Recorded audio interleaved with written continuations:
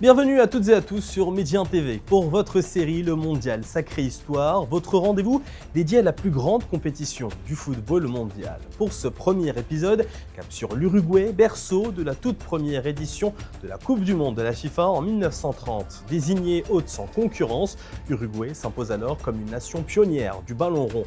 Ce choix s'explique également par l'engagement remarquable de son gouvernement qui, à l'occasion du centenaire de l'indépendance, a décidé de prendre en charge les frais de déplacement et de séjour des sélections participantes. À l'époque, la FIFA ne comptait que 20 fédérations membres, toutes sont conviées, sans éliminatoire. Mais voilà, la situation géographique et les contraintes financières ont limité la participation à seulement 13 nations, puisque le long voyage vers l'Amérique du Sud a constitué un obstacle majeur pour les nations européennes.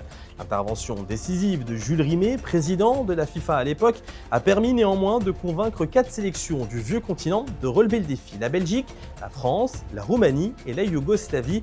À leur côté, 2 nations nord-américaines, les États-Unis et le Mexique, ainsi que 7 nations sud-américaines, l'Argentine, le Brésil, le Pérou, la Bolivie, le Paraguay, le Chili et l'Uruguay.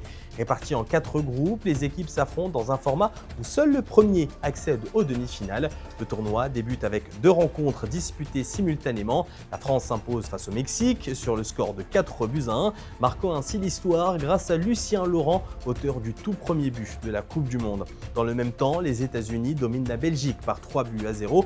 Puis ensuite, en demi-finale, l'Argentine et l'Uruguay survolent leurs adversaires respectifs, les États-Unis et la Yougoslavie, sur un score identique 6-1, se qualifiant ainsi pour une finale très attendue. Le 30 juillet 1930, le Stade Centenario de Montevideo vibre au rythme d'une finale historique entre l'Albi Céleste et la Céleste devant près de 70 000 spectateurs. Et après un duel intense, c'est l'Uruguay qui s'impose par 4-2 et entre dans la légende en devenant le premier champion du monde de football. L'Argentine termine à la 2e place, tandis que son attaquant Guillermo Stabile a décroché le titre de meilleur buteur de l'édition avec 8 buts. Ainsi s'achève ce premier chapitre d'une compétition appelée à devenir mythique avant un nouveau voyage, direction l'Italie, théâtre de l'édition 1934. À demain.